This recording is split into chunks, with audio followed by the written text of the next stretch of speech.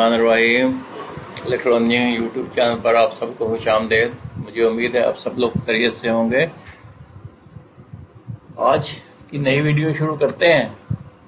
आज इसका टॉपिक है मेजरमेंट ऑफ बैटरी कैपेसिटी, यानी बैटरी की कैपेसिटी को कैसे मेजर किया जा सकता है। ये एक डू इट योरसेल्फ टेस्ट है, आप खुद भी इसको मेजर कर सकते हैं। तो चलिए वीडियो शुरू करते हैं।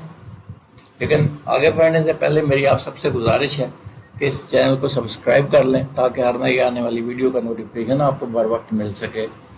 बेल आइकन को ज़रूर प्रेस कर लीजिएगा। चलिए वीडियो शुरू करते हैं। कंपोनेंट्स रिक्वायर्ड, चीज़ें जो हमें रिक्वायर्ड हैं, हमने बैटरी की कैपेसिटी मेजर करनी है, ये याद रखें। लिथियम बैटरी, जिसकी बैटरी ऐसी जो बैटरी जिसकी आपने एच कैपेसिटी मेजर करनी है, एम्पियर आवर कैपेसिटी मेजर करनी है। फिर एक इलेक्ट्रॉनिक लोड आपके पास होना चाहिए जो कांस्टेंट करंट ड्रा करे, और फिर एक मल्टीमीटर होना चाहिए, एक टाइमर होना चाहिए। आप घड़ी में स्टॉप वॉच भी उसको इस्तेमाल कर सकते हैं कि जो डिस्चार्ज टाइम मेजर कर सके, ठीक है। और फिर कट ऑफ वोल्टेज पर बैटरी को कट ऑफ करने का भी एक जरिया होना चाहिए। चलिए आगे बढ़ते हैं, देखते हैं इसकी क्या तरीकाकार क्या है। How to measure actual battery capacity, ये आप बैटरी कैपेसिटी मेजर करने का तरीका मैं आपको बताऊंगा। पहली चीज, आपके पास जो बैटरी है उसको फुली चार्ज होना चाहिए। फुली नहीं है चार्ज तो उसको फुल चार्ज कर लें, यानी उसका सेल 4.2 वोल्ट मेजर कर रहा हो, क्योंकि 4.2 वोल्ट का मतलब है कि ये सेल फुली चार्ज है। 3.7 वोल्ट के सेल जिसको हम कहते हैं आमतौर पर 3.7 वोल्ट सेल, तो जब चार्ज हो जाता है तो 4.2 वोल्ट शो करता है। फिर connect the battery to a constant current load, जो मैंने आपको कहा था कि कांस्टेंट लोड होना चाहिए आपके पास, वो उसको बैटरी से कनेक्ट करें। Set the discharge current for example 0.5 और 1 एम्पियर। डिस्चार्ज करंट आप सेट कर दें उसका कि कितना आप डिस्चार्ज करंट रखना चाहते हैं। फर्ज करें आप 0.5 रखते हैं। Monitor the voltage and record the time, जब आप मॉनिटर करते रहें वोल्टेज को, और टाइम जो है वो रिकॉर्ड करते रहें, और उसके कट ऑफ वोल्टेज पर उसको स्विच ऑफ कर दें टाइम को। और अब ये जो टाइम है आपका, ये एक्चुअल टाइम है जब बैटरी कट ऑफ वोल्टेज पर पहुंच गई है। तो अब आपने क्या करना है, फार्मूला इसका ये है, कैपेसिटी बैटरी की डिस्चार्ज करंट इनटू टाइम, यानी डिस्चार्ज करंट जो आपने कहा था 0.5 एम्पियर आपने सेट किया था, अब कितने टाइम में ये बैटरी कट ऑफ वोल्टेज तक पहुंच गई है।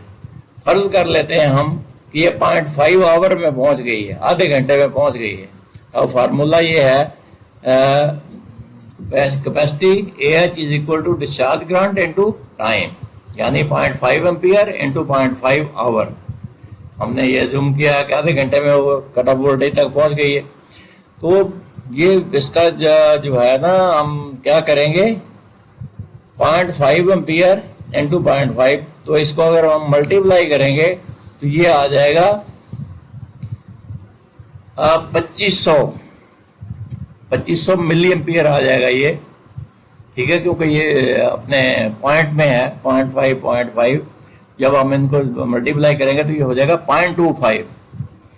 ये 0.25 एम्पियर आवर जो है, ये इसका मतलब ये है कि 250 milli ampere hour. Milli ampere hour में अगर हम इसको कन्वर्ट करेंगे, क्योंकि ये छोटी बैटरी है, कोई 250 मिली एम्पियर आवर की बैटरी है, तो ये इस तरीके से उसकी कैपेसिटी निकाल सकते हैं। एक और एग्जांपल देखते हैं, एक और मिसाल देखते हैं। एक 48 वोल्ट की बैटरी, अगर आप उसकी कैपेसिटी मेजर करना चाहते हैं तो कैसे करेंगे, उसको पहले तो फुल चार्ज कर लें। फुल चार्ज करने के बाद कांस्टेंट लोड उसके साथ लगाएं। फर्ज करें आप उसको 15 या 20 एम्पियर पे आप उसको डिस्चार्ज कर रहे हैं, यानी एक 48 वोल्ट की बैटरी है जो फुली चार्ज होगी तो 52.2 वोल्ट शो करेगी। अब उसको आप डिस्चार्ज करना शुरू करें through the constant load 20 ampere के रेट से डिस्चार्ज करें उसको, तो अगर वो 6 घंटे निकाल लेती है, 6 घंटे के बाद कट ऑफ वोल्टेज तक पहुंचती है, तो अब आपकी बैटरी कैपेसिटी होगी 20 × 6 = 120 एम्पियर आवर। तो ये 120 एम्पियर आवर की बैटरी है। इसको दूसरे लफ्ज़ों में आप एक और तरीके से मैं आपको बताता हूँ। फर्ज करें आपकी बैटरी है 200 एम्पियर आवर की। 200 एम्पियर आवर की बैटरी में से आपने 20 एम्पियर करंट 6 घंटे के लिए ड्रा किया है। यही मिसाल जो है मैं रिफ्रेज कर रहा हूँ कि 20 एम्पियर करंट आपने 6 घंटे के लिए ड्रा किया है, किसमें से? 200 एम्पियर आवर की बैटरी में से।